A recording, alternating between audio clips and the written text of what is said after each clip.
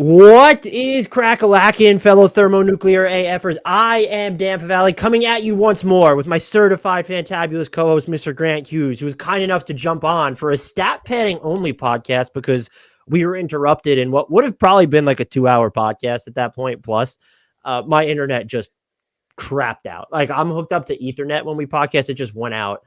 I was not a happy camper. It was late my time. Grant was nice enough to understand and come back on the very next day to record this. Usual reminders. I'm just going to say it. Subscribe, like the videos, comment on them. Be nice in the comments. And if Grant and I could get more compliments than just being accused of not watching games or hating your favorite team's player. I know that we have followers who are super nice, so I appreciate all of you, but sometimes it just gets rough in the comment section. I am terminally online, so I'm reading everything. So yeah, sub, YouTube, Spotify, Apple, ratings, reviews help us a bunch on Apple. If you've done all those things, tell people about us, retweet our promo, shout us out on Twitter. Like I said, say nice things in the Discord in the comments. Also, join the Discord. The link to that's in the podcast and YouTube description. You can shop our merch. That is also in the podcast and YouTube description as well. Grant, how the heck are you doing? Don't worry about me. How's your internet doing? I'm actually happy you asked to record earlier. Like, you texted me while I was in the middle of a meet and greet with my dogs, which... Yeah, can we start there? You're going to have to elaborate. Did you meet some nice dogs today? No. So we've given up on the third dog search for a little bit, just because my wife's about to get super busy at work. And I'm, terminally busy, I guess. This is where I'm in a wedding. It's my brother-in-law is getting married, and neither of us are going to be here. So we need someone to come and let the dogs out while we're gone that day. They are not good with strangers or other dogs. We got them in the middle of the pandemic. Like, they got trapped, and we paid for a flight, like the nanny flights. They couldn't fly because flights got shut down. Then they got trapped in Georgia. It was at the height. It was like right when everything was shutting down because of the pandemic. And then for the first year and a half in their lives, we tried to socialize them as best as possible. But we just weren't seeing people enough. So we've brought them to behaviorists. They're on medication. I love them to death. And I love anyone who listens to this podcast knows I love my dogs to death. They suck. We had this, she was very nice. She works at the groomers that they go to. And so they've seen her before. She grooms them and she always says that they're fine. They just one of my dogs, Thor, just went off and wouldn't leave her alone. So we're just worried how they're going to react when she tries to come in alone. But my wife tends to be more in tune with and care more about their emotions than I do. I think I'm just no, displace them from their comfort zone. And as long as she's not intimidated by these let's little stress test these dogs. Yeah. Let's stress test these dogs. And she just has to open the door and let them out. And we told her, if she doesn't feel comfortable coming in, don't come in, and they'll figure it out. So it's always stressful because they suck. I love them, and they are very good dogs with the people that are in their inner circle, but meeting new people is such a project. It's not even funny with them. That sounds like a real world problem, and I feel for you, but I have to say, excuse me, I am disappointed because when you said you're at a meet and greet with your dogs or something like to that effect, you texted it, I was envisioning you just being introduced to various dogs and asking them how they were doing to see if you guys clicked or not. But that seems like more of a fun thing to be doing, but I guess what you're doing is important too. I texted you, by the way, to start recording earlier because I also got a dog over this past weekend and am crate training it at night, and I'm not sleeping. So I was not going to make it up for another late night for me, which is 8 p.m. record session. So we're knocking this out in the mid-afternoon, which I'm ecstatic about. To circle all the way back, that's how I'm doing, Dan. I'm ecstatic about recording right now. Shout out Norbert, though. Yeah. I've seen, you showed him to me. He's just pictures and you brought him on screen off air. See, all the listeners on YouTube miss out on that.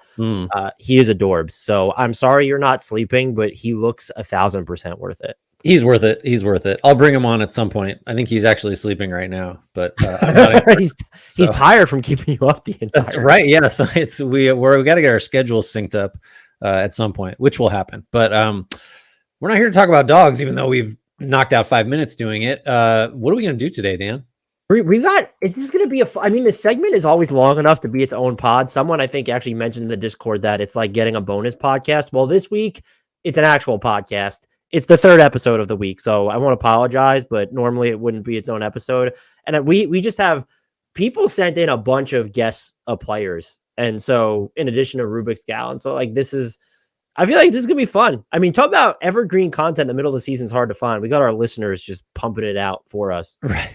That's the dream, right? It's like having passive income. You just have passive content generation. It's also like kind of like a weird messed up internship where nobody gets paid, but we probably should not frame it that way. Also, I love not having to prepare other than having to come up with things for you to guess, but I like the spontaneity of it. So more stat padding. I will say I spend too much time. We'll call it like passive thinking, or it's not subconscious thinking, but I'll be at the gym or working on something else. And like my brain will go towards like, I need to come up with some good stat padding ideas. And so I'll be in the middle of a set at the gym and like trying to think of what would be a good concept to ask Grant during stat padding. How many clues would it take him to guess Anthony Simons? Let's go. Yeah. So I'm excited. What do you want to start with? We should just get into it. You want to do our listeners' guesses first? Sure. Let's start with, so this is from Shiken, or Sheshin. I apologize for mispronouncing it, on Discord. Here's a guess a player. So clue number 1, you wouldn't know it, but I have led the playoffs in rebounds per game. I don't think you're going to get it off that one. If you do, I'm going to be forever impressed. You're a superstar. Not getting it there. Clue number 2, after playing a critical role in the best defense in the league, I more than doubled my career total all defensive votes up to that point for that season by receiving 3 votes. Okay. I got no time frame. The NBA has been around for a long time. It's an active player. Oh, okay. All right. After starting every game of my sophomore season, I have been benched for a combined 6 total rebounding champs. Wait, say that again? Yeah, this one is after starting every game my sophomore season, I have been benched for a 6-time rebounding champ, I think. Lost his job. Got it. Okay. Started every game as a sophomore, got benched for someone who just gets all the rebounds. Okay. And he's active. I'm not getting there yet. I think you will get there. Number 4, I avenged Steven Adams for the punishment he took to his family jewels. Oh, damn it. I hate this. There's one more clue. I'm sleep deprived. This is unfair. This one, you're gonna know it after this one. Okay. Number 5, 5th and final clue. After getting a wildly panned contract, I became the 4th all-star of my draft class. I gotta tell you, Dan, I'm not sleeping enough. So it's less obvious, I guess, than I thought, but you're gonna kick yourself. Think of this podcast, us, okay. Wildly panned contract. Is it Jared Allen? It is Jared Allen. That's unfair. That's dirty pool. Whoever came up with that. That's embarrassing. I swear to God, if we get a Frank Ntilikina one, I'm gonna. Okay. Or actually, if there's a Frank Ntilikina one, I don't get it. That's shame. Yeah, well, I don't think we've got one of those yet. Do you have another one? Because I have one listener submitted one for you. So let's have this one's from, I think, Discord member B Rich _ATX. I believe has a personal relationship with you. Yes, I do know this person. So this is I don't feel confident right now after not getting Jared Allen. So you're catching me at a weak moment, but I'm gonna persevere. Always full of excuses, just like James Harden, Grant. My God. All right. Clue number 1. I was the number 5 overall pick by the Charlotte Hornets in 1990 after playing 4 years at the University of Illinois. Okay. That's not good enough for you. That's it. No, just number 5 for Charlotte. Illinois, I'm totally thrown by. I can't think of an Illinois player. All right. Number 5 in 1990. Go ahead. Clue number 2, I played for 15 seasons across 8 teams, 12 of which were spread across the Hornets, the Nets, and the Sonics. God, what a badass team name. Bring back the Sonics already. Yeah. Hornets, Nets, and Sonics. 1990, Illinois. I got nothing. Really? Okay.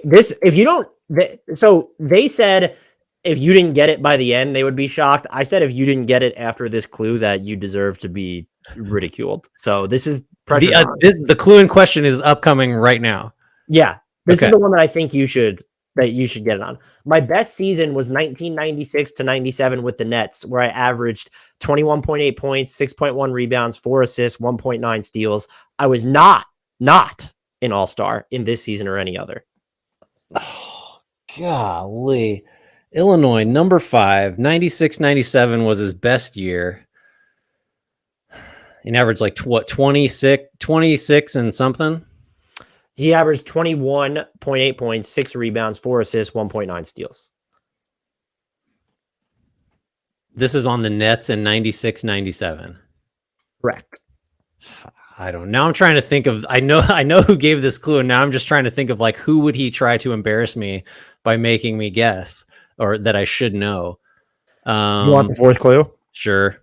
I was all-rookie first team in 90-91 and competed in the dunk contest, but unfortunately didn't advance past the first round and watched D. Brown win it with the worst winning dunk ever. That was the worst. Then I remember the dunk. That is accurate. The shielded the eyes thing where he could totally see. Hornets. Give me the 3 teams again. Sorry. No, this is great. So Hornets, Nets, and Sonics accounted for 12 of his 15 seasons.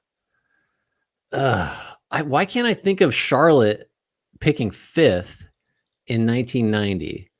And he wasn't any good really until the Nets in 96-97. God, I got to sleep more. I don't have anything. Do you have any clues you want to throw in? Would you get this? There's 2 more, or there's 3 more. I'm going to need them all. Keep them coming. Well, there's actually 4 more. So can I get like 10 more? Yeah. So I gave you this one. So considered to be a tenacious defender, I led the NBA in steals in 1998, 1999 with 2.7 per game.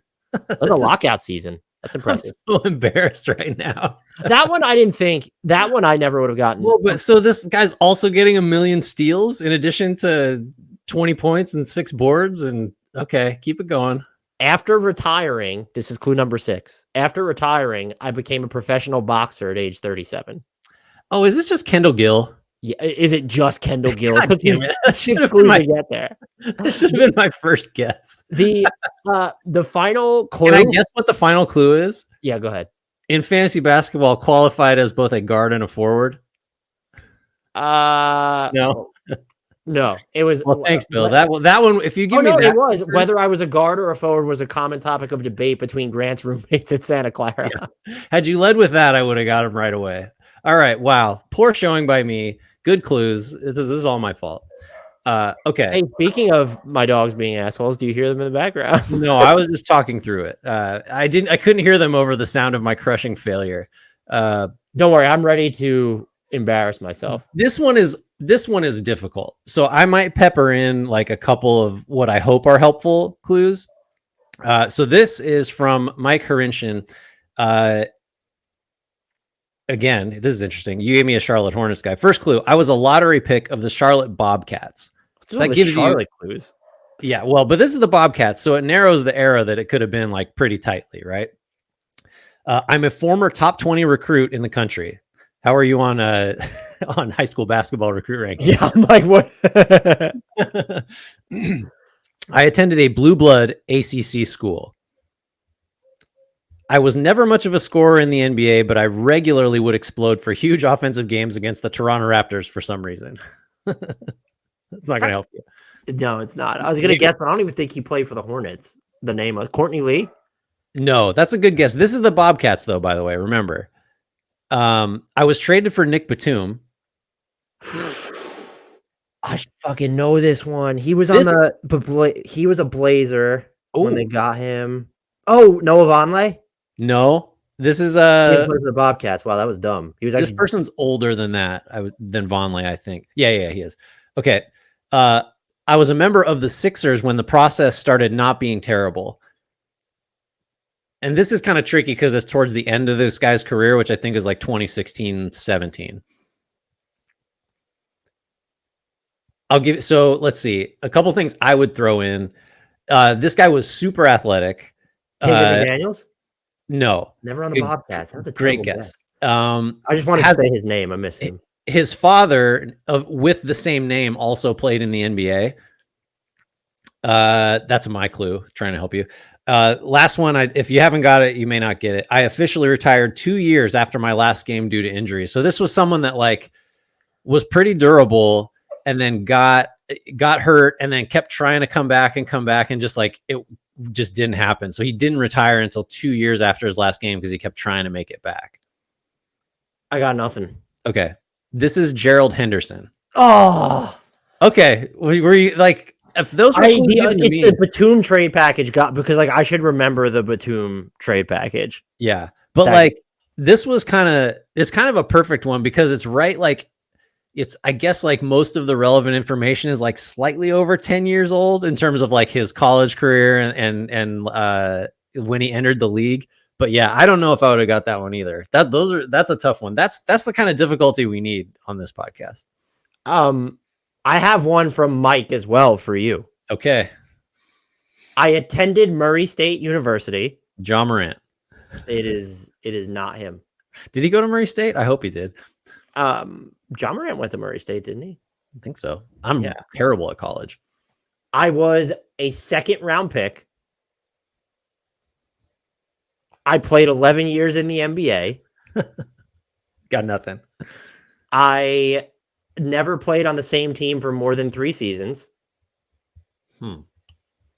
This one's wild. Despite being 6'8", I have 0 career dunks. Whoa. Well, that's Murray State, 11 years, no dunks. That'd be a great name. Oh, there is a No Dunks podcast. Yeah, sorry. I have 2 sons that play in the NHL. Oh, whoa. Oh, are we dealing with a Canadian here? I am. Oh, is this Steve Novak? It is not. Oh, I'm a current assistant coach in the NBA. Okay. And this is the last clue. I won my first career NBA championship last season with the Nuggets. Oh. As an assistant coach, not being on the like, well, I can name last year, no problem. Can I ask you? I can add one of my own that's not related to their career. Okay. But my clue would be spinach. Oh, Popeye Jones. Yeah, there you go. He never dunked? How's that possible? I looked after Mike sent it to me. I actually looked it up because I was like, there's no fucking way. And per Basketball Reference, 0 dunks. Unbelievable. Okay. Man, we're really cranking up the difficulty. I mean, I don't know what series of clues I would have needed. Like spinach was clearly the best clue, but that's not really within the spirit of the game. If that would you have gotten it if that was just the first clue? Yeah, I think so. All right. I have more. I have a couple more from Rubik's Gal. Why not? So let's start. This is a trivia one. Ooh. Who has more? Oh my God. Okay. Who has more regular season threes? Players named Curry, not including Wardell, Steph Curry. Wardell, Stephen Curry, aka Steph Curry. Players named Miller, not including Reginald Wayne Miller, aka Reggie Miller. Or C, players named Allen, not including Walter Ray Allen, aka Ray Allen. Okay. For the purpose of this question, some background. We are ignoring ABA threes. We are counting players with Miller, Curry, and Allen as their first name as well as last name. If there were a player named Curry Miller, his threes would count to the Curry total as well as the Miller total. Oh my God. I feel like I need one of those like red yarn charts to solve this right now on a cork board. This is impossible. You might as well just take a stab in the dark. I got a 1 in 3 chance, right? So yeah. It really kind of, so the Curry one is tempting. I'm just going to talk you through because this is, this certainly isn't meant to be a quick hitting segment. I feel like as you're working through it, it should be like the Charlie Day meme. Exactly. Or Beautiful Mind where like stuff appears. Just cut this together in post and just put like CGI math equations over my face as I do this. So I get Del Curry and Seth Curry. And also there's like Michael Curry and probably some others for the Currys. The Millers is interesting because that's such a common name, but I'm struggling to think of a bunch of NBA Millers. Like Oliver Miller sure wasn't hitting threes. Allen's interesting because you get Grayson. He's had some threes and he's played his whole career in the 3-point era. You get who else? Like Tony Allen did not hit a lot of threes. Allen is tempting. But I think if it was Curry, you wouldn't put the Currys on here because that's too easy. love this that you're just talking yourself through this right now. It's in circles, total circles. It's let's see. I'm gonna say Allen. For no good reason at all. Coming in third place, build some suspense. The Currys. Okay. 2,150 made threes, led by Dell at 1245 and Seth 824. Okay. Coming in second place, the Millers. Hey. 2,335 threes, led by Mike Miller's 1590 and Darius Miller's 344. But the winner is Grant Hughes is really the winner. Yeah. The Allens have 2,467 made threes, led by Allen Iverson, has over 1,000. Do you want to know who's second among Allens? Well, I totally forgot the first name part of it. So that should have been the clue because Curry and Miller are not first names. That Allen was the clear correct choice. No, who's number 2? Alan Crabb at 617. And then Grayson Allen leads last name Allens with 501. Okay. Wow. So I blew it on rule comprehension, but still got there through luck mostly. Okay. I think let me see. I think I got a couple. I have another one from Rubik's Gal who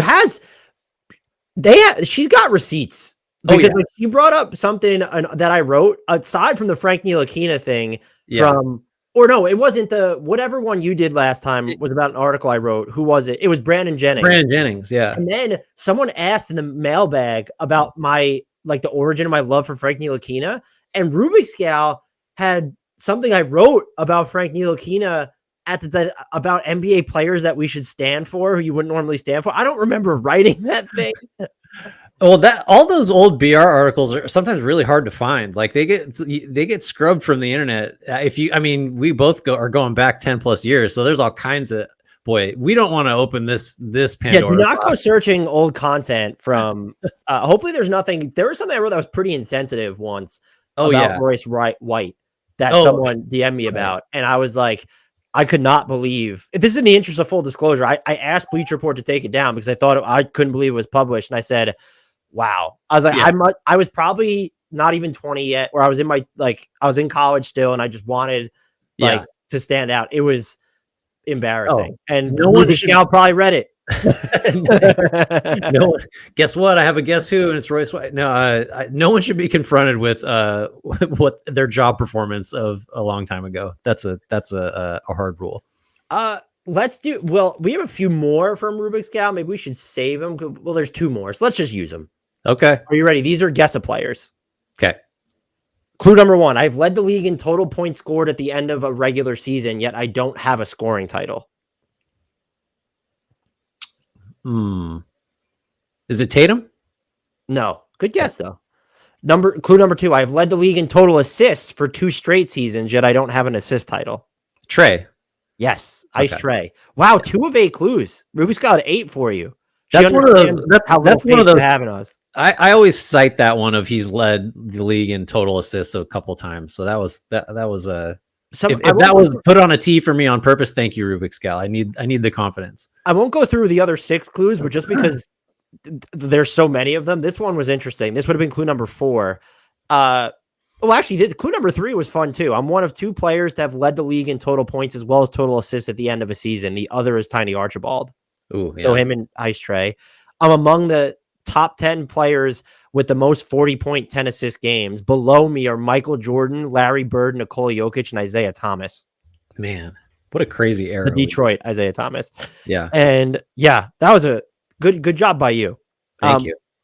Yeah, you would have gotten it if you didn't get it because I don't know if 3 or 4 would have helped you. You've gotten it by clue 6. Despite all these achievements, the only NBA awards I've received are all rookie and all NBA third team. I think you would have known it on that. Maybe. I don't know. No, this got me. Okay, final one. Clue number 1. I have played fewer than 200 regular season games and started fewer than 50 of them. I don't know why you would know it already. If you do, I'm calling shenanigans. I definitely don't. Clue number 2. I've played 42 plus minutes only 3 times in my career. On all 3 occasions, my team won the game. Unfortunately, none of my coaches caught on to this surefire winning strategy of playing me 42 plus minutes every game. Okay. Based on how little I played, clue number 3, you may think I'm a loser, but I actually have 3 championship rings Won in my first 3 years in the league. 3 rings. Okay, keep going. My first 2 rings, clue number 4, were with Team X, and my third ring was won against Team X in the finals. This is the one, Grant. This is the one I'm supposed to get it on? In my opinion. So your first 2 were with Team X, and then the third came as a member of the team that beat Team X in the finals. Yes. So Team X is the same team. And if you haven't caught on, Team X is the same team every time. This is Patrick McCaw. There you go. Did I give it away by saying Team X? Is this? Well, at first I was kind of thinking, well, who was on the Cavs and the Warriors, and it's like, well, Richard Jefferson was, but he definitely did not win titles in his first 3 years. Okay, great. Yeah, that Team X I kind of needed, I think, because I was lost in time there. I didn't know where we were. Jumping to clue 8, the career summary is actually really funny from Rubik's Gal. 231 NBA games played, regular season plus playoffs over 5 years, 3 rings with 2 teams out of the league. Yeah, speaking of not dredging up old thoughts, I don't know this for sure, but I'm willing to bet I said some outlandishly positive things about Patrick McCaw at some point. Well, would you like some spectacular news? Rubik's Gal said that if you didn't get it by clue number 3, your Dub Nation membership was going to be revoked. You got it on clue number 3. I get to stay. Whew. I mean, close. It was a tight one there. Okay. Let's see. You got any more, or can I give you some? No, I'm done with guess of players unless you have any that people sent you. No, that's it for guess of players. I'm just impressed that someone reached you on social media. Mike DM'd me, messaged me on Discord. And you saw it. Did he do it in 2022? In my bi-weekly check of Discord, sometimes just weekly, there it was. So yeah, that I will check it sometimes. So you can do that. I mean, should I just get my phone number out? Because like, no, don't do that. We've got some nasty ass YouTube commenters. Yeah. That's stuff. No, don't do that. Be doing that. Yeah. Okay. So let's see. What did I want to get to here first? I got just like a potpourri here of some all types of different questions. Okay. This is the Cam Thomas question because we just need to talk about him. He's averaging over 28 points and under 3 assists. That's rare, Dan. You should be aware of that. I thought you were trying to get me to guess Cam Thomas, and did he just brain fart here? And now I see where this is going. Always a possibility, but no, in this case, no. Who's the last guard to average over 25 points and under 3 assists? I will give you options because that's a hard question. Michael Jordan, Paul Pierce, Michael Redd, or DeMar DeRozan. Over 25 points, under 3 assists. This does not happen often. I feel like you might be trying to trick me, but I'm going to say Michael Redd. You are correct. I was trying to trick you, and you're also correct. It is Michael Redd. Those other guys were like 25 and just over 3 assists. Because DeMar was the one that was most tempting for me because he wasn't always this high volume, really good passer. Right. That's why I was like, oh, he's trying to get me. I think it's Raptors. I don't have it in front of me anymore. I just put it on a doc, but I think it's Raptors DeRozan that was like 28 and like 3.4 or so, or like 3.1 or something. Okay, let's see. Dan, 10 players have at least 10 25 plus point per game seasons in their careers. So 10 guys have averaged over 25 a game in 10 different seasons, at least 10 different seasons. Can you name 5 of them? In at least 10 different seasons. Okay. Wilt? Nope. What? Okay. Kareem? Kareem, yeah. It's possible Wilt should be on here and I fucked it up, but Kareem, correct. Go ahead. Yeah. LeBron has 20. He's the leader. Oh man. LeBron's longevity really is absurd. For all the jokes that people and like the Lakers are, being public about the way that they're battling, calls with the refs, but man, LeBron's longevity is just wild. Crazy. So it's 10 times. Mm-hmm. Has Kevin Durant done it 10 times? 15 times. He's number 2. Kobe's number 3 at 12. You asked me how many have I named? You've got 4. You only need one more. But I already had a wrong guess, which is disappointing. I was trying to be perfect about it. You shouldn't overthink this. I'm going to, though. That's the problem. But here's what I know. It's not Luka. He hasn't been in the league long enough. No. Of that for. Just need to think. Is it?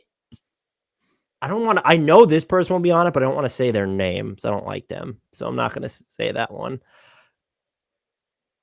Now we're getting to the point where it's like, no, I can't. I just need to say, is it James Harden? No. Russ? No. None of this player is not. None of these players are active besides the ones you've already named. I said Kareem, right? You did. You got Kareem, LeBron, Durant, and Kobe. Shaq?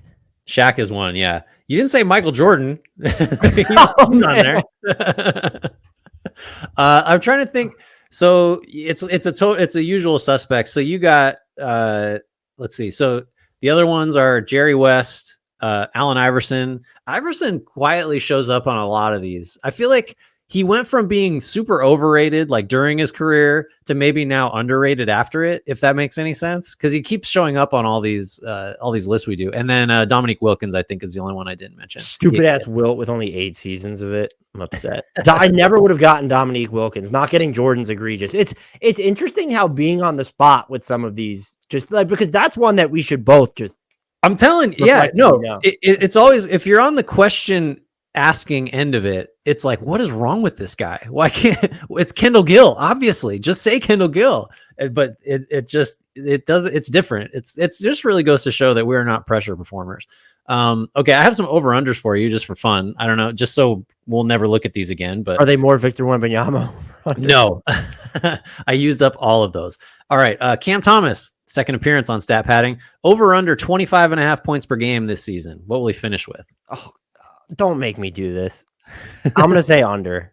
Yeah, I think you got to say under. That's a lot, even though that guy is a bucket. Even with you already have Jacques Vaughn had talked about how everyone's minutes are going to be kept in check all year. That's All right, Chris Paul, over or under 30.5% 3-point shooting.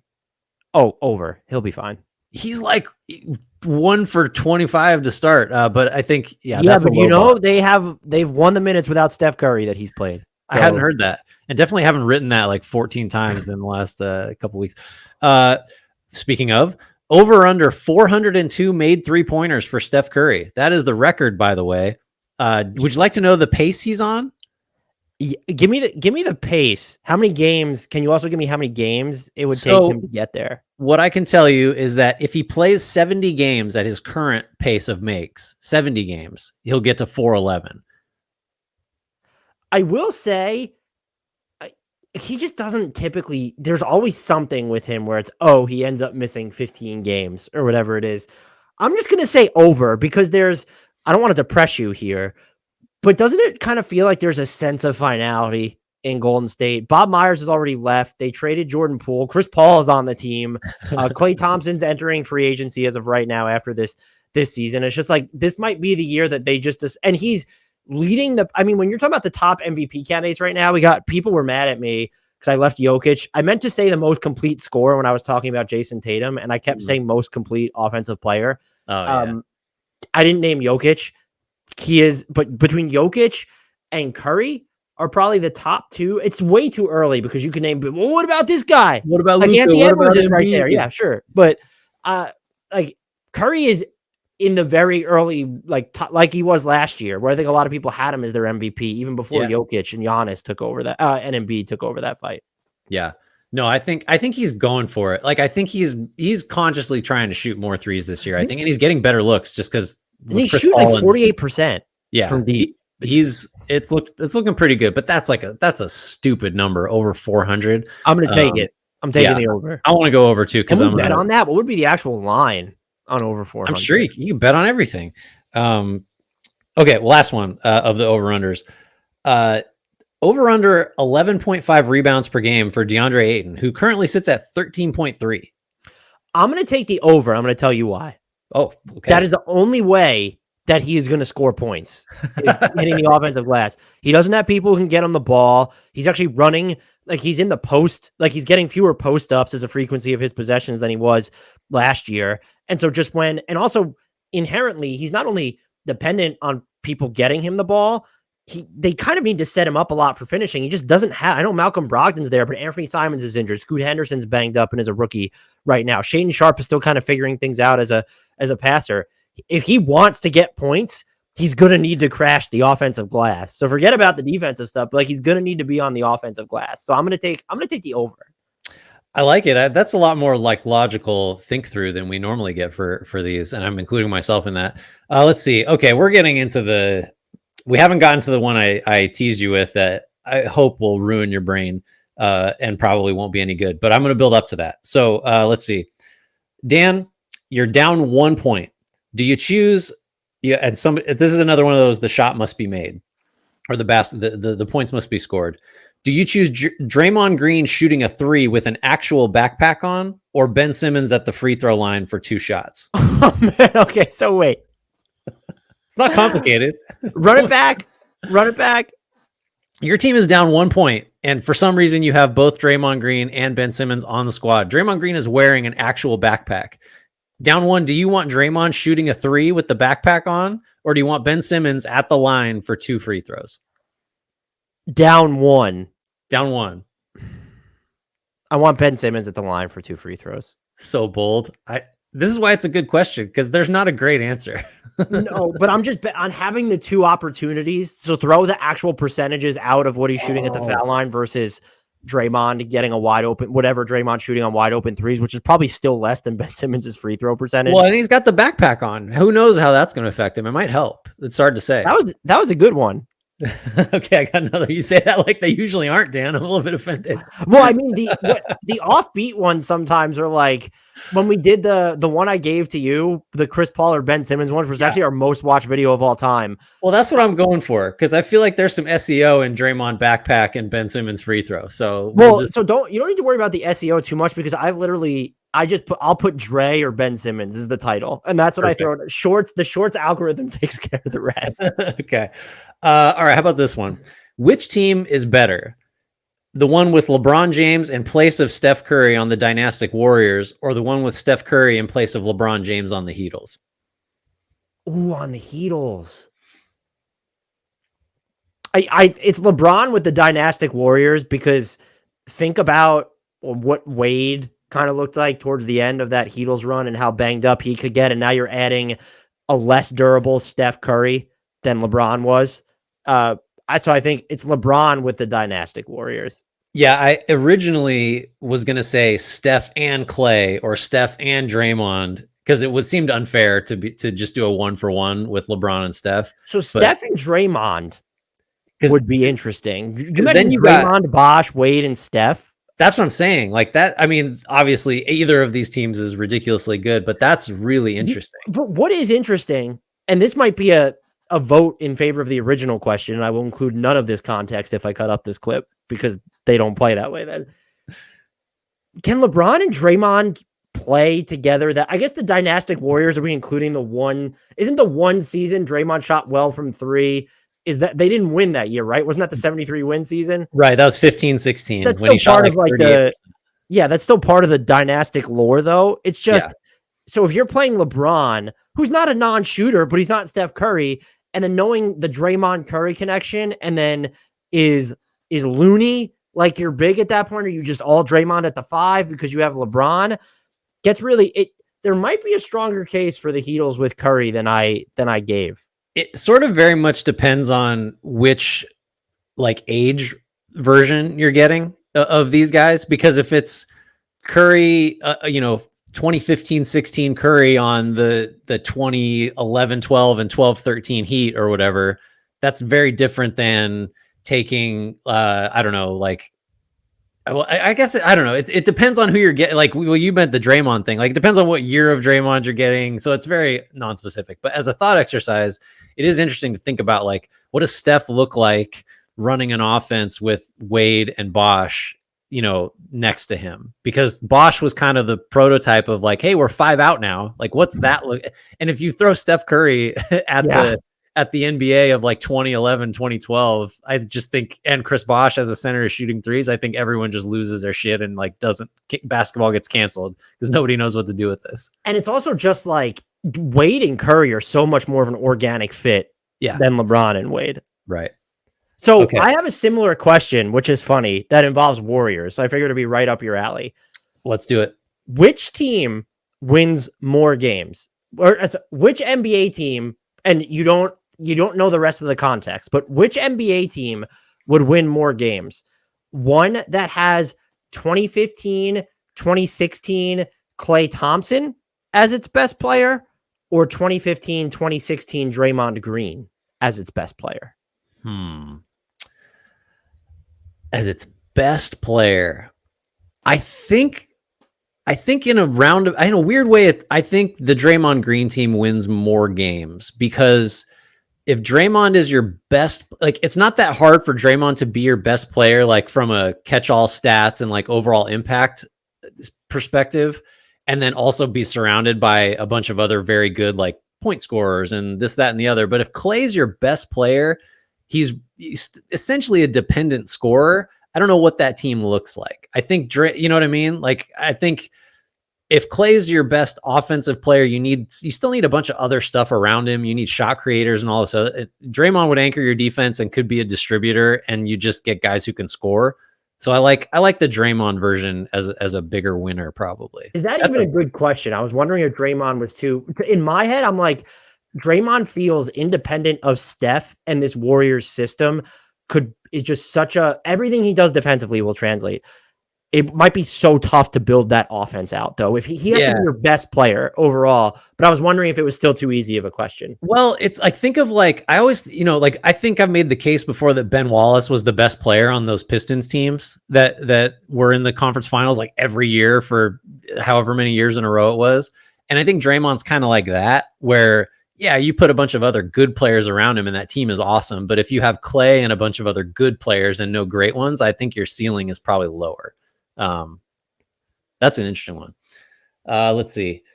Do you have another one ready to roll? It'll be pretty extensive. So it's Hall of Fame themed. Would you like to enter the Hall of Fame themed chamber? We'll call it. I don't know why I just said that. I'm ready. I have a bunch. I have 14 of these. God. Plus, and then there's two questions of which one doesn't belong. All Hall of Fame theme. Oh, okay. Basketball Reference has a Hall of Fame probability meter. Which active NBA player has the higher Hall of Fame probability? Jimmy Butler or Klay Thompson?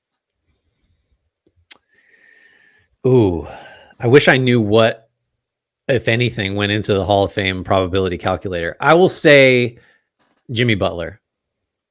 Ooh, you're wrong. It is Klay Thompson. It is Klay Thompson. Oh, no, you're right. I'm sorry. Jimmy Butler, 73%. Klay Thompson, 70.2%. Oh, got so close. Okay. DeMar DeRozan or Blake Griffin? I'm gonna say that's such a good one. I'll say DeRozan. You are wrong, and it's not even close. Really? DeRozan's at 44.4%. Blake Griffin's at 54.8%. Oh, well, Blake really, I bet you Blake, I wonder if it counts like MVP shares or something, because Blake, I think, had some top fives in there somewhere. Okay. Rudy Gobert or John Wall? And I know I said active, but John Wall has yet to retire. It better be Rudy Gobert with all the defensive player of the years. It is not Rudy Gobert, and it's not even close. Okay, Rudy Gobert, 23%. John Wall, 32.4%. This is going to totally recalibrate how I think about this now. Okay, I'm ready now. Donovan Mitchell or Jason Tatum? Oh, what? So now I got to rethink. It has to be Jason Tatum. It has to be. You're wrong. Donovan Mitchell, 7.7%. Tatum, 7%. Oh, I did note that Mitchell last year became the fastest player to get to 10,000 points. Maybe that's all this is based on. Paul George or Kyrie Irving? I don't know. Kyrie? No, Paul George, 94.3%. Kyrie, 93.5%. Paul George has a 90-something%. Well, I mean, not in actuality, but wow. Okay. Giannis Antetokounmpo or Nikola Jokic? Giannis. Correct. 95% to 91.6% for Jokic. Okay. And look, it's a lot of this is cumulative stuff. So just Giannis's peak has been a little bit longer, but still, I'm trying to mix in where they're not even close versus some of them are close. Because we've had comments where people want us to have them be further apart for some reason. It makes it better to shame us. Right. In that case. Draymond Green or Kawhi Leonard? I think, if cumulative stuff matters, I still got to say Kawhi. It is Kawhi, 77.7% to 76.8%. Okay. Both those guys are blocks, by the way. We are getting into the dregs now. This is fun. The players are not bad. I want to make that clear. Bam Adebayo or Zach LaVine? Bam Adebayo. No. Zach LaVine, 0.28% chance. Bam Adebayo's 0.27%. That seems low. Those seem low. Bradley Beal or Devin Booker? I'm going to say Booker. No, it's Bradley Beal. And technically, it's not even close because it's more than double Booker's. Booker has a 1.1% chance. Bradley Beal has a 2.3% chance. Hasn't Booker averaged like 25 a game every year for like 7 in a row? I didn't make the formula. I only crib it. Jaylen Brown or Andrew Wiggins? Ooh, I'll say Wiggins, longer career. No, Jaylen Brown, 0.11%. Andrew Wiggins, 0.1%. How many can I get wrong in a row? Let's see. Derrick Rose or Karl Anthony Towns? Rose has an MVP. If it's Karl Anthony Towns, we're never doing this again. Okay, it's Karl Anthony Towns, 10.8% to 10.5%. Okay. 2 more on this. Steven Adams or Marcus Smart? I will say Steven Adams. Correct. 0.04% to 0.03%. You know how I got that one? By guessing the one I didn't think was correct. Last one. Brandon Ingram or Kristaps Porzingis? Obviously Porzingis. Yes, 0.03%. Brandon Ingram, 0.02%. Now I get it. This is a second instinct game. You never go with your first. Well, let's see how you do with this one. Which of these NBA players currently has less than a 95% Hall of Fame probability rating, according to Basketball Reference? Giannis Antetokounmpo, Anthony Davis, James Harden, Damian Lillard, or Russell Westbrook? I wish I remembered what the percentage was you gave me for Giannis. I'm going to say Lillard. It's Giannis. I was giving you a freebie. 94.9%. And I blew it. So Giannis has the lowest Hall of Fame probability to have all the names you just mentioned. Yeah, Lillard being ahead of Giannis is wild to me. It's hard to get my head around that one. Final Hall of Fame question, and I know you did not like this segment. I could just tell. It's just hard. Which of these players does not have at least a 1% chance of making the Hall of Fame, according to Basketball Reference? Andre Drummond, DeAndre Jordan, Domantas Sabonis, Pascal Siakam, or Nikola Vucevic? I'm going to say Sabonis, just based on career length. That would be incorrect. He actually has the highest probability of the 5. Pascal Siakam, 0.67%. We've found the thing I'm worst at in the world. This is amazing. I've yet to get a guess a player right. So there you go. You found we both have our Achilles heels. Oh God. Okay. Let's see. I want to give you a couple of these here. Some of these are just kind of open-ended because I'm curious and people seem to care about your origin story, generally speaking. So My Dan, origin story? Yeah, just as a basketball fan. What not personally, of course. What rookie were you certain would be great early in their careers, or like when you saw them, and then just wasn't at all? Like who have you been most wrong about? With a knee jerk, this guy's amazing reaction.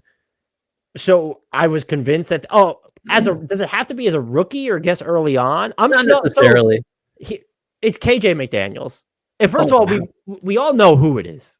But I mean like his predated the NBA. Watching KJ McDaniels just like fill up the box score on a permanent basis, I was convinced that he was going. I don't know if I ever said he was going to be an all-star, but I was convinced that like this guy was the second coming of like Andre Kirilenko or something. Oh wow! I was all over him. That's way better than mine, because mine is definitely Ben Simmons, because I remember where I was having watched his like first couple games, and I was telling everybody that would listen, this guy is Grant Hill but bigger and faster. Like, I was sure. Like, like the scale of how great I thought he was going to be based on like his first 2 weeks in the NBA was just like, could not have been more off. So if you went something where I don't know if I ever made an egregious comp for KJ McDaniels, if you went with that, I compared before he entered, upon entering the NBA, that Justin Patton would be a bouncier Kristaps Porzingis. That's a good one. That's a good one. I also have a similar one. This is more recent, and it's even more embarrassing. You know how on League Pass, sometimes if you flip the game on early, you can see players like doing their individual workouts on the court before the game with coaches? I don't watch games, so okay, no. You don't watch games. Let me tell you, sometimes that happens. And I saw James Wiseman doing like one-on-ones with his like 6'2", 50-year-old assistant coach. And I definitely invoked the name David Robinson in describing like what he looked like as an athlete. That'd be a good other question, by the way. Who has the most convincing empty gym or empty run videos? I mean, it's got to be Ben Simmons. The production quality is just off the charts at this point. Yeah, right. Yeah. Oh man, Justin Patton. That's a deep pull. Okay, the only ones I have left are the ones I've been teasing that will probably be terrible, and you also probably will hate. So if you have anything else before we do those, I'm ready. So I have actually 3 batches of stuff, but I'm excited about the latter 2 batches. So we can say that to the end. This one, I have some tattoo questions for you. I'm sorry, I can't say this with a straight face.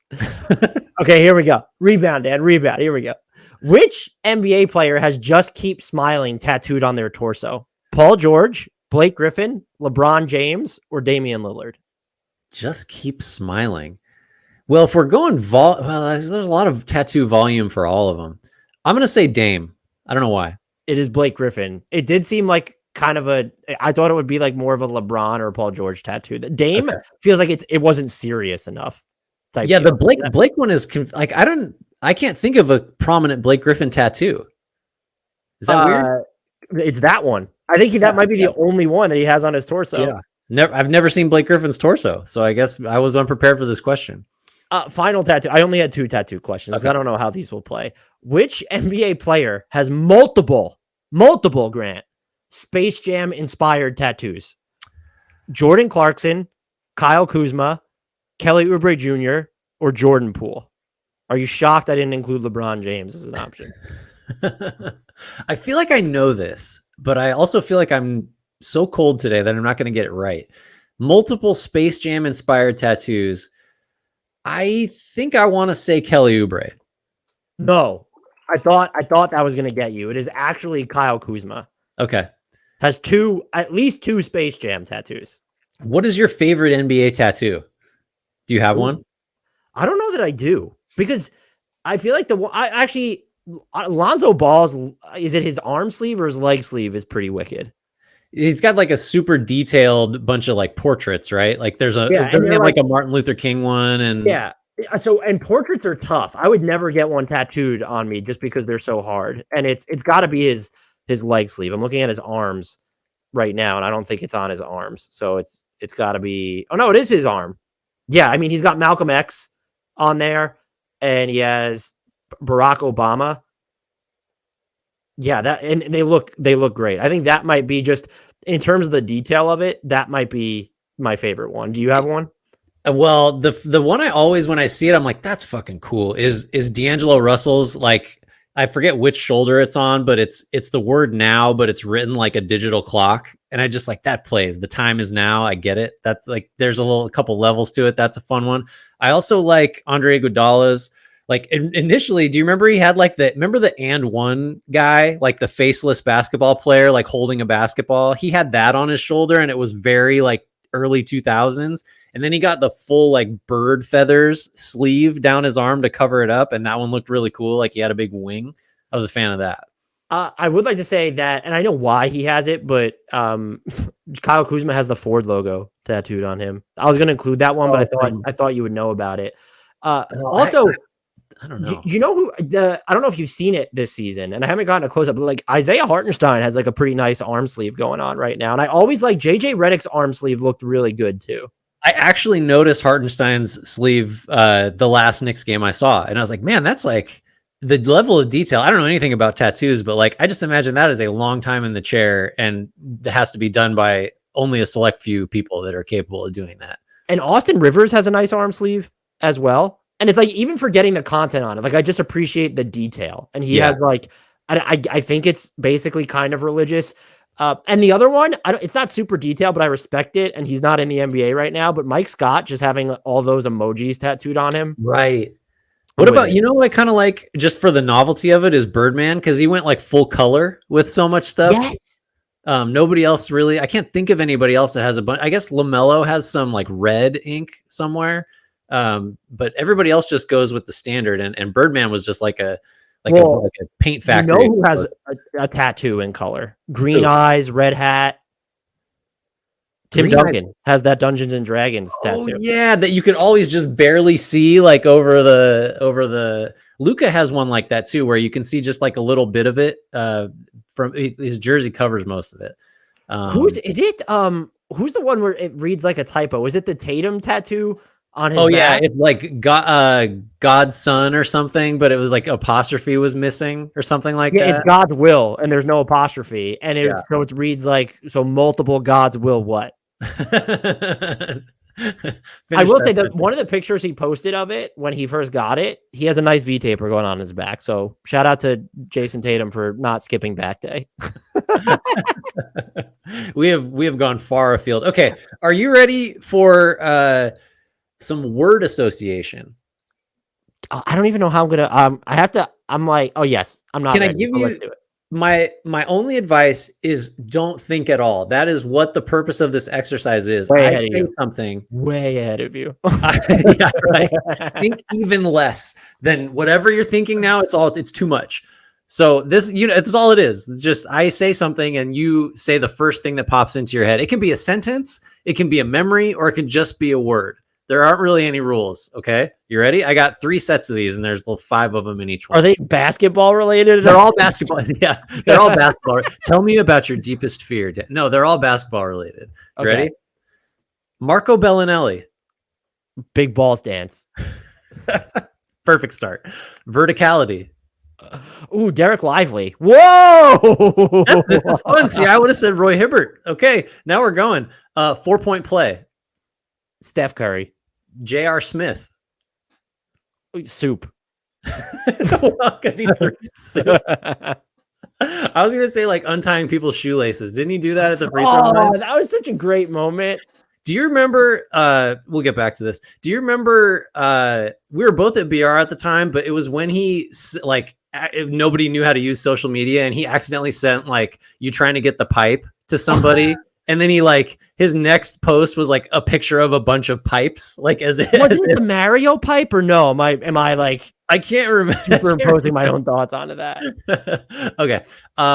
Forgotten Orlando Magic great. Grant Hill. Oh, good one. All right. I got some more here. November 19th, 2004. I have no idea. What is that? Is it let me try and think this one through. Oh, yeah. Okay. Did the Knicks trade Patrick Ewing? That was too late. It involves the Pistons and Pacers. Oh, Malice at the Palace. Wow. Yeah. That's kind of a shitty one because there's only one real answer there. I will say though, did you watch that documentary?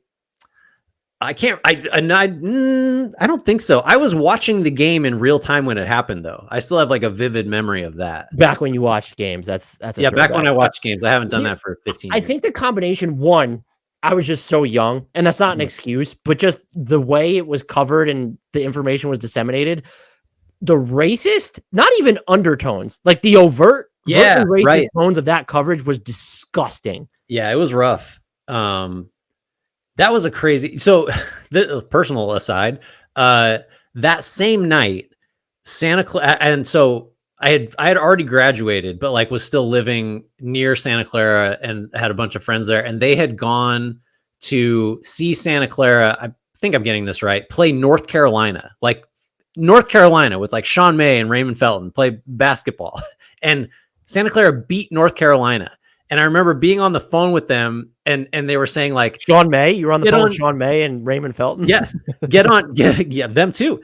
Turn on ESPN or something, or you're never going to believe this. And I was like, no one's going to be talking about this ever because something else happened tonight. And it was the biggest story in sports. And this will be the only thing on SportsCenter for 6 months straight will be Malice in the Palace. Okay. So that was a sidetrack. Okay. More word association. Seattle Supersonics. Sean Kemp. Great. Worst NBA owner.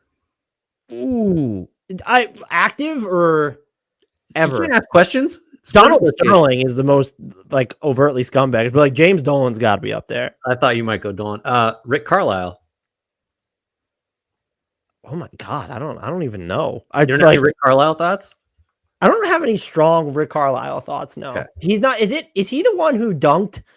No, let's not go there for a second. I don't have my slow offenses, which doesn't make sense because Indiana has like the fastest offense in the world right now. That's fine. There's no wrong answers in word association. All right, last one in this batch. Favorite signature shoe?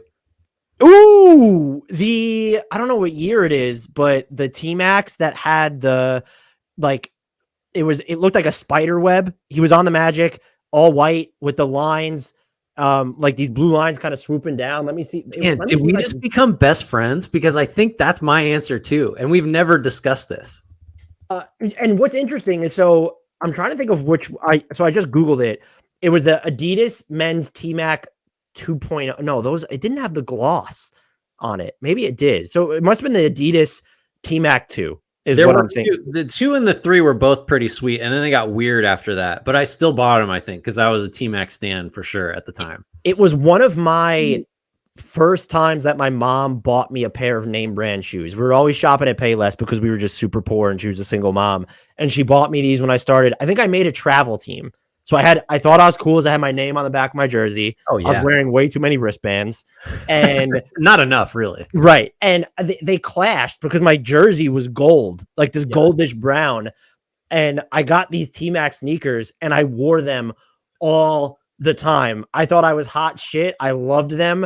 And even now I always have favored like the lower cut basketball shoe. I don't know about you. Like a lot of the LeBrons, I don't really like them because a lot of them look so dense and big and heavy. I will say I also fell in love with some of the mid-career KD models were the ones that I actually have some of them behind me. If anyone wants to see the show and tell. Yeah. The KD red velvet.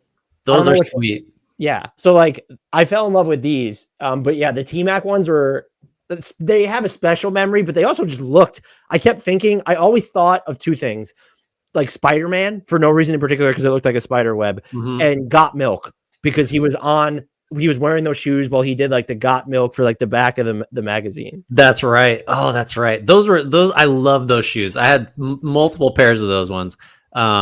Great answer. You could not have given me a better answer. Okay. This is surprise. I actually have 2 more sets of these. This is such a wild podcast right now, but please. This will all be over soon. Okay. Another set of 5 here. Serge Ibaka.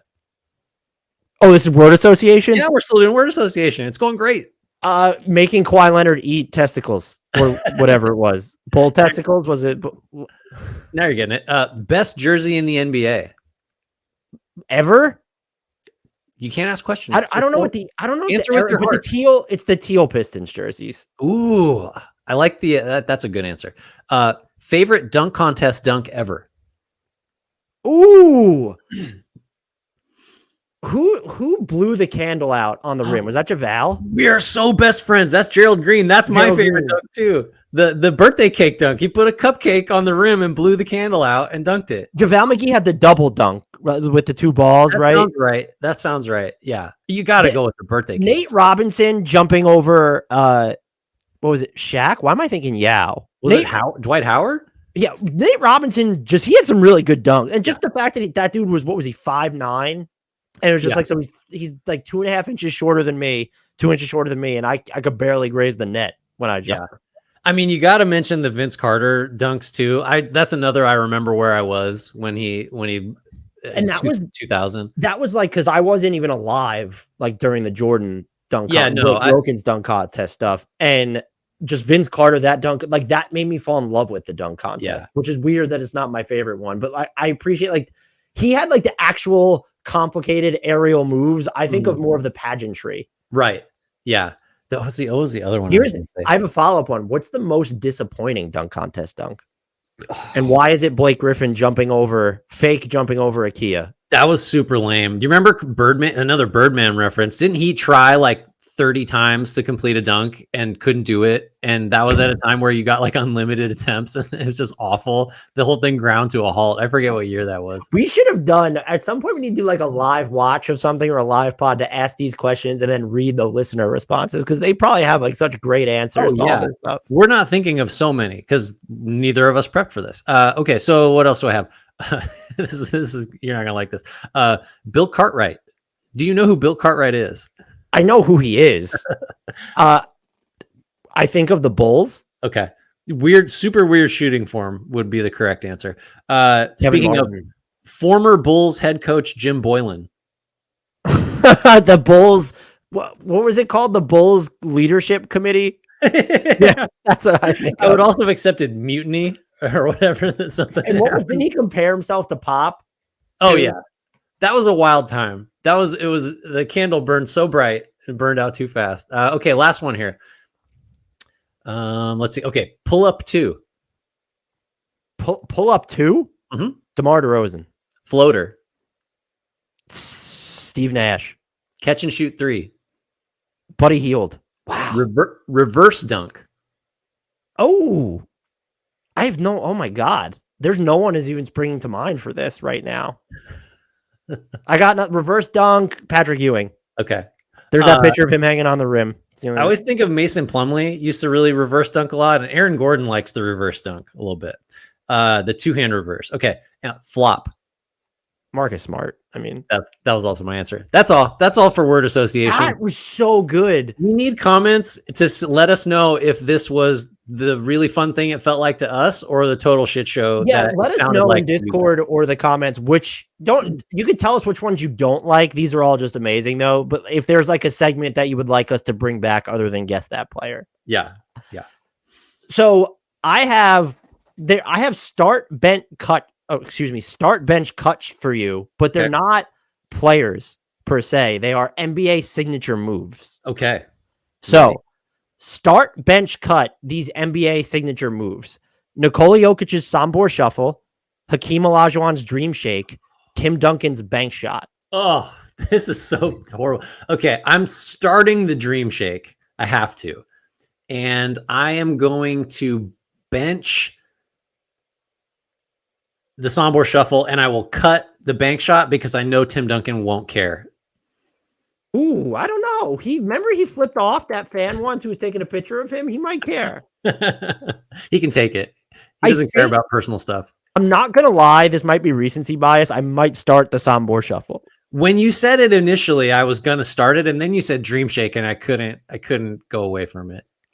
Start, bench, cut these NBA signature moves. Steph Curry's pull-up 3, Dirk's one-legged fadeaway, Michael Jordan's fadeaway. Oh, man. All right. I'm going to start Michael Jordan's fadeaway. I'm going to bench Curry's pull-up 3, and I'm going to cut Dirk's one-legger. I got to. Ooh, that's nasty stuff. Got to give it to Jordan. Start, bench, cut these NBA signature moves. LeBron James' cross-court pass, Tyrese Halliburton's jump pass, Magic Johnson's no-look pass. I'm going to start Magic Johnson's... Nope, I am going to start Magic Johnson's no-look pass, even though some of them were fake no-looks. We got to be critical of those. I'm going to bench LeBron's cross court, and I'm going to cut Tyrese Halliburton's jump pass, even though I know that it's okay now to do that. But the deeply ingrained "do not leave your feet to pass" directive is still in my head. I think you're just a coward. Because Tyrese Halliburton's jump pass probably should have been benched. The LeBron cross court pass, I might have gotten rid of. Yeah, well, not every great pass has to be flashy. So final one of this: start, bench, cut these players based on handles only. Okay. Steph Curry, Kyrie Irving, Allen Iverson. I'm starting Kyrie. I think he's just got the best handle there is. And you're gonna, I'm not gonna cut Steph, so I got to bench Steph and cut Iverson, which is just like feels blasphemous, and I hate that you made me do that. I will say, I think I would probably start Steph, bench Kyrie, cut AI, just because the Steph handles can sometimes end in these like circus jump shots from all over the place at crazy angles, whereas Kyrie's, it's more about the circus layups or just mid-rangers in there. And so like having and I know he's had circus like threes and whatever, but I like the unpredictability of what is Steph doing? And you're getting Kyrie. It always feels like there's a method to the madness. Yeah. Steph Curry's just absolute anarchy, where I feel like his is just totally improvised. And it's even watching it, even though it's Steph Curry, maybe not as much anymore. Do you remember like a few years ago, you could even see like Steve Kerr getting frustrated where it's like, what is he? There's that clip too. Was it the 2016 season where he's like, has his hands on his head and he's like, I think that's the one against the Clippers where Steph is like in traffic and dribbling behind his back up like the top left side of the arc. And Kerr is like beside himself and then just has to like giggle after the shot goes in. That was very much the mid 2000 teens Steph Curry experience. I saw something interesting. Iman Shumpert was on a podcast somewhere and he was talking about how Kyrie like doesn't have a plan and all he does is just like wait for you to mess up or like lean one way or the other. And then he'll just go the other way because like he can just move. Like he said, like he doesn't have an idea before he like attacks you. He just lets you beat yourself and then dribbles around you, whichever direction you give him, which sounded pretty badass to me. My final batch of stuff. Do you have any more? That's it. I have no more. My final batch of stuff is guess the NBA nickname. And I'm trusting that Hoops Hype had accurate nicknames. And these are nicknames that I didn't know right away. So it was one, I found them interesting, but it was a challenge to then come up with players to include here. So wait, so did you know any of these? No. Okay. This doesn't bode well, but one of them I feel like I should have known and I didn't. Okay. Okay, which let's start off with a banger here. Which NBA player's nickname is Outback Jesus? Matt Bonner, Matthew Dellavedova, Joakim Noah, or Kyle O'Quinn? That has got to be Dellavedova. That is correct. Yeah. Look at you. Did you know that before? I mean, it had to be an Australian. And so that narrowed it for me. Yeah, I figured I did not even take that into account. I should have included more like Australian minefield names there. If you'd given me like Ingles, Aaron Baines, I would have had no chance. Which NBA player's nickname is Ankle Taker? Steph Curry, Kyrie Irving, Allen Iverson, or Chris Paul? Could be any of those guys. It is one of them. I can confirm. I got a 25% chance. I'm just going to say, I'll say Allen Iverson. That is incorrect. It is Kyrie Irving. Okay. Yeah, that checks out. Which NBA player's nickname is Big Panda? Carmelo Anthony, Bradley Beal, DeMar DeRozan, or Tracy McGrady? Oh. I don't know why I think it's Bradley Beal. That is correct. Why is it Bradley? Why is it? You heard it. Maybe I've seen it on Basketball Reference at some point and done a double take because that makes no sense at all. Okay, cool. 2 for 3. I'll take it. So we have 2 more batches. Okay. Which NBA player has the nickname Count Blockula? Marcus Camby, Serge Ibaka, Dikembe Mutombo, or Hassan Whiteside? Count Blockula. Mutombo has several. I'm gonna say Mutombo. That is incorrect. It's Hassan Whiteside. And I'm not gonna lie, that feels like a nickname he would have given himself over breakfast one morning or something. Definitely. Okay, the final one here. Which NBA player has the nickname Big Daddy Wookie? Wilt Chamberlain, JaVale McGee, Shaquille O'Neal, or Bill Walton? I'm going to say JaVale. I don't know why. That is correct. I was trying to think of like at least one other goofy guy to include here. So I went with Shaq. And then also just Wilt Chamberlain being called Big Daddy would make a lot of sense. And so that's what I gave it. And then Bill Walton, I was like, yeah, what the hell? Why not? Just statistically, Wilt Chamberlain is probably the most daddy out there. I hope people enjoyed that one. It was interesting to learn. So I didn't even get through like all the ones that I wanted. And I'm still disappointed that my nickname for Wembanyama hasn't caught on. Can we call him the Rim Reaper on this podcast? Don't give up on it. It's like you gotta stick with it and make it happen. I don't see any reason that blocks too many jump shots. So the Rim Reaper is just probably not. Yeah, maybe the Rim Reaper is someone that really like, you have to be skinny, I think, but just because, you know, that figure is it's got to be someone that like attacks the rim really hard. Like he's killing the rim. Here's my question. Do they have to go in, or can it be John Morant? I will approve John Morant as the Rim Reaper. That's pretty sweet.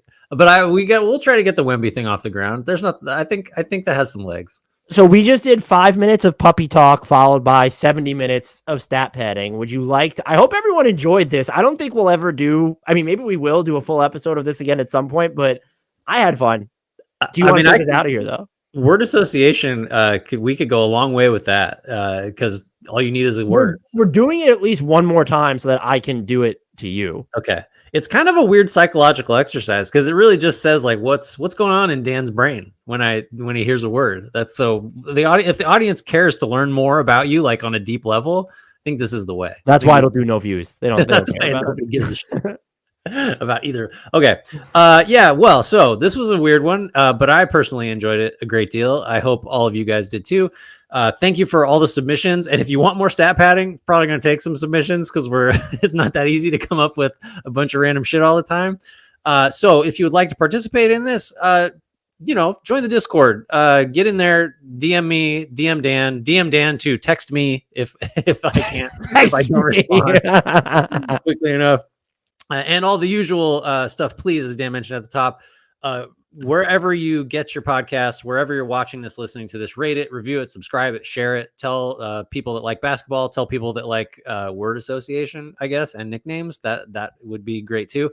We kind of try to cater to everybody now, apparently. Yeah, tell your friends, tell your enemies.